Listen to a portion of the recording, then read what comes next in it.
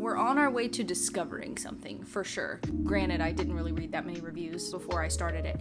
I just don't really like the way that was described. I think I'll be okay. It's just very annoying.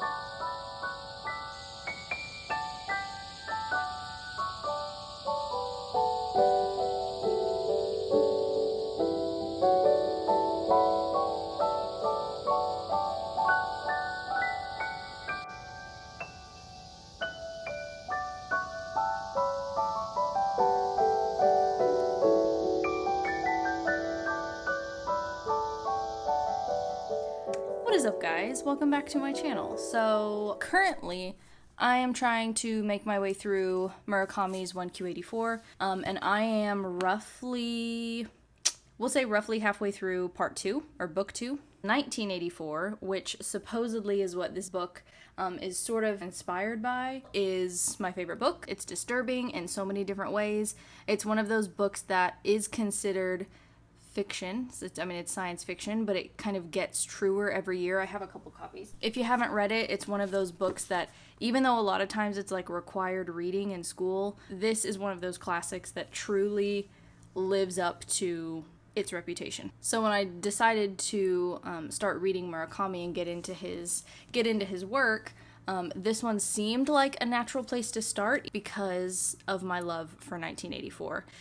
However, I'm not really noticing a lot of similar themes or characters who were maybe inspired by, Winston Smith, or Julia. I'm definitely feeling a little bit, maybe a little bit misled, not gonna lie. I went into it assuming, and granted, I didn't really read that many reviews before I started it, but I went in kind of assuming, that there was going to be similar themes, but I'm struggling a little bit to find any similarities, really. I don't want to say it's a marketing gimmick just to sell the book, because clearly the allusion to 1984 is literally in the title of the book. I don't know, maybe I'm just overlooking. That's not a very positive note to start the video on, but those are just my honest thoughts. So I will say I am thoroughly enjoying book 2. The story has definitely picked up, like the plot is certainly getting thicker. We're on our way to discovering something, for sure. I started the book 2 in July,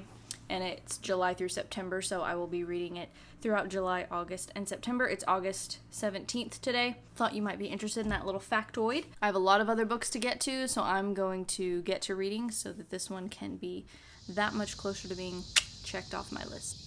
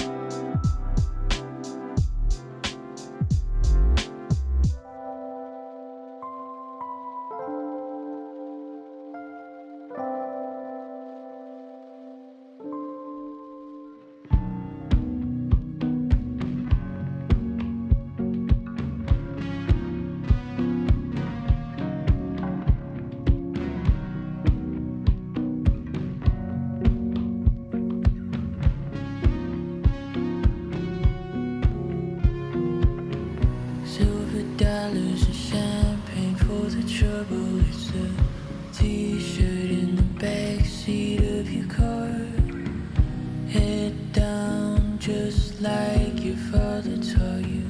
Stick around when the walls start to fall. Good God, is anybody notice you? Sat at the table and you listened to her scream. I know we've had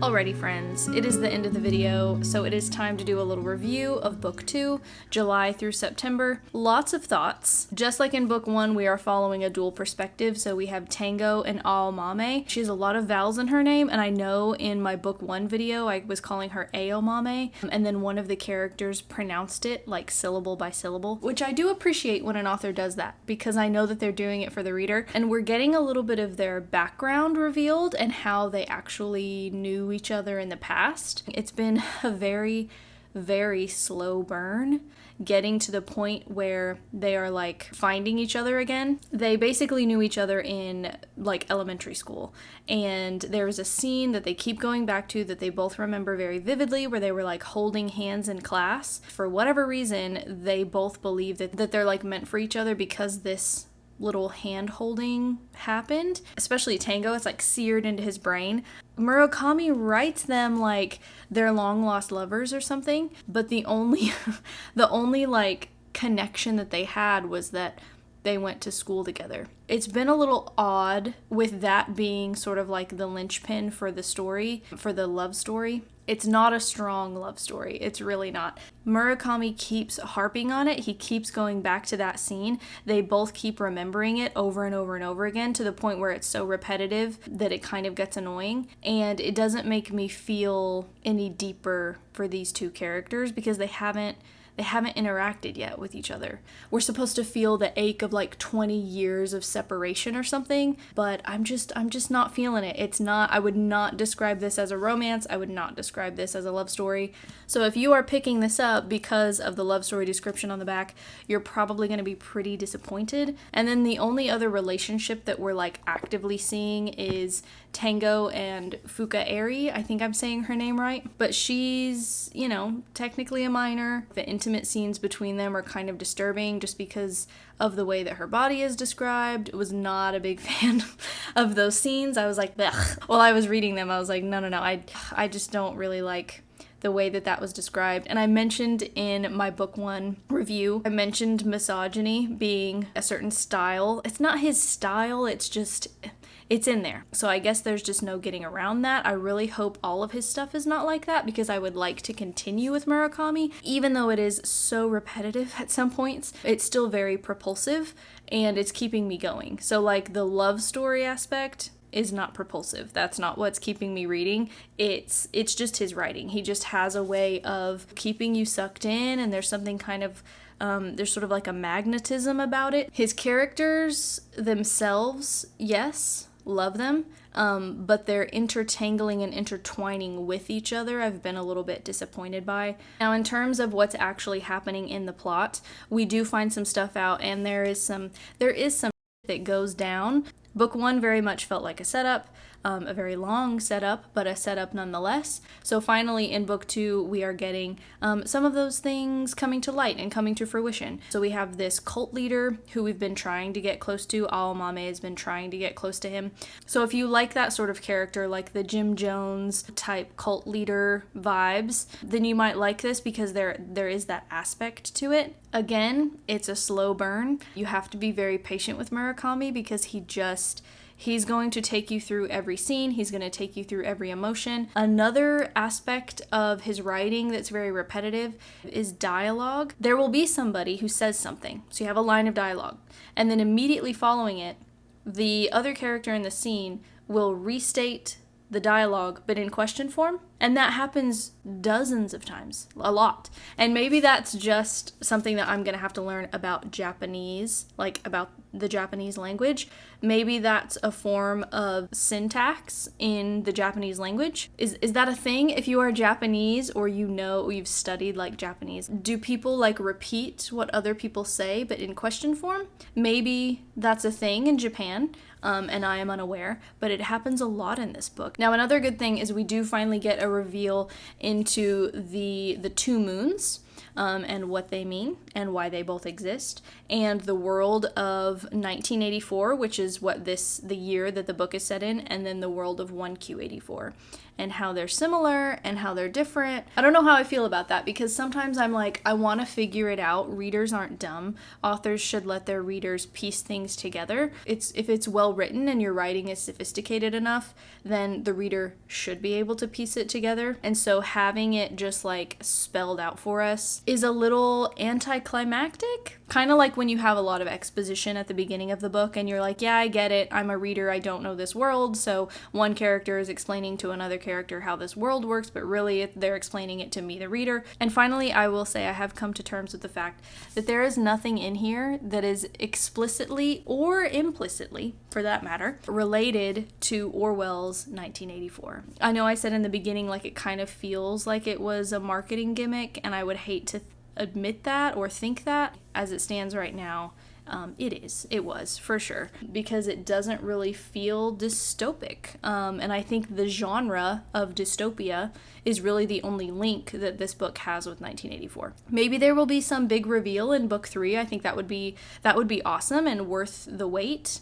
I'm definitely ready to give it a break. Book 3 is like October through December, I think. So I will pick this back up again in October and hopefully have some better things to say in my next video, which I'm sure will be out in December. I'm such a sucker for like a good blurb and a good cover, because ultimately at the end of the day, the cover and like the blurb are just marketing. That's all it is. That is all I have for you guys today. Thank you so much for watching, and I will see you in my next video, which I think is going to be a September or like fall TBR.